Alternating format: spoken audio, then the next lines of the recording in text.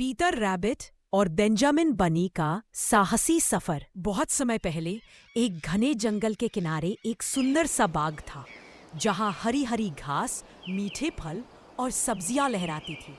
उसी जंगल के पास एक गढ़ में रहती थी एक नन्ही सी खरगोश माँ, मिसेस रैबिट, अपने 4 बच्चों के साथ, फ्लॉप्सी, मॉप्सी, कॉटनटेल और सबसे नटखट पीटर रैबिट।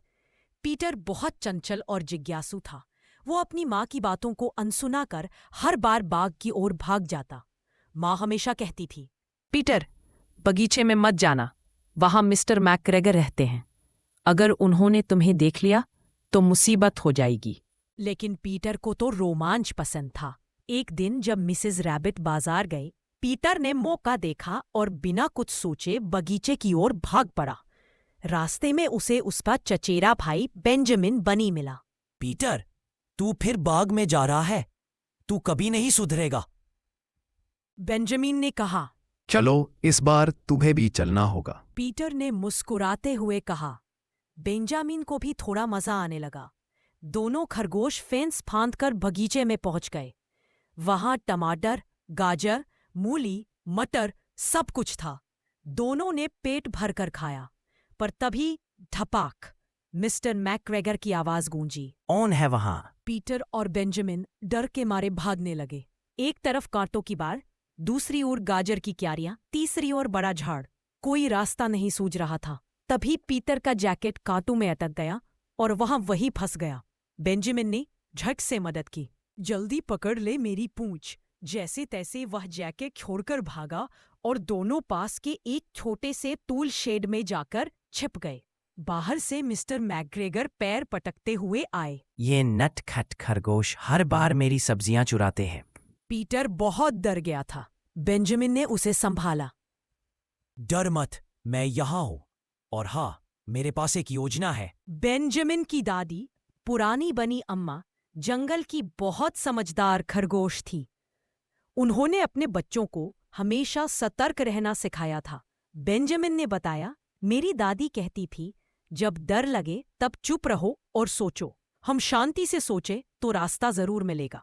तभी बेंजामिन को खिड़की से दिखा, मैकग्रेगर अब दूसरे कोने में जा रहा है। दोनों ने झट से मौका देखा, चुपचाप खिसकते हुए बाहर निकले। भाग 5।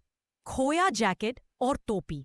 बाहर निकलते समय पीटर को याद आया, उसका जैकेट और टोपी वहीं छूट गई थी।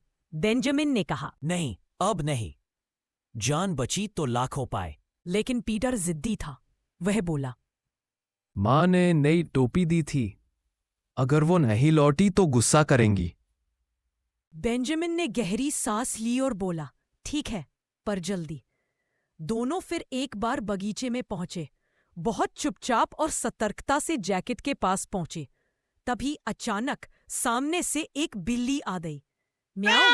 बिल्ली ने उन्हें देख लिया और पीछा करने लगी। पीटर और बेंजामिन दो तरफ भागे। बिल्ली ने पीटर का पीछा किया, लेकिन पीटर ने बिल्ली को चकमा देकर टूल शेड के दरवाजे से फिसल कर बाहर छलांग लगा दी। बेंजामिन पहले ही दीवार पार करके बाहर खड़ा था।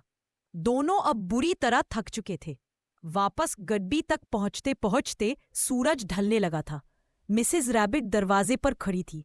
उन्होंने पीटर को देखा तो गुस्से में बोली, क्या फिर बगीचे में गए थे? पीटर ने सिर झुका दिया। बेंजामिन ने कहा, माफ करना आंटी, मैंने भी साथ दिया, लेकिन अब से हम नहीं जाएंगे। उस रात पीटर ने ठान लिया कि अब वह शरारत नहीं करेगा। उसने बेंजामिन से कहा, हम जंगल में खेलेंगे, खुद अपना बाग बनाएंगे। क्यों दूसरों की चीजें चुराए?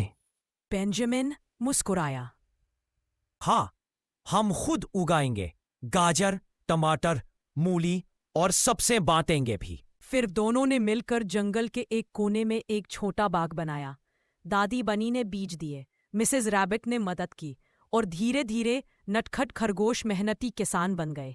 कुछ महीनों बाद पीटर और बेंजामिन का बाग सबसे सुंदर बन गया। जंगल के सारे जानवर वहां आते, गिलहरियां, तोते, हिरण और यहाँ तक कि एक बूढ़ा कछुआ भी। सबको प्यार से ताज़ी सब्जियां और फल मिलते। अब कोई डर नहीं था। मिस्टर मैकग्रेगर भी जब ये देखा तो मुस्कुराए और बोले, अब ये खरगोश समझदार हो गए हैं। पीटर और बेंजामिन अब छोटे खरगोशों को सिखाते थे, हमेशा मेहनत करो, चोरी मत करो और सबसे मिलजुल कर रहो। बच्चे बड़े ध्यान से सुनते। जंगल की नई पीढ़ी अब और समझदार हो गई थी और इस तरह दो नटखट खरगोशों ने अपनी गलतियों से सीखा और जंगल को एक नई दिशा दी। शिक्षा, गलती करना बुरा नहीं, पर उससे सीखना जरूरी है। ऐसे ही नए नए वीडियो देखने के लिए मेरे चैनल को लाइक, कमेंट और सब्सक्राइब कीजिए। और आप लोगों को ये वीडियो कैसा लगा, कमेंट करके जरूर बताइए।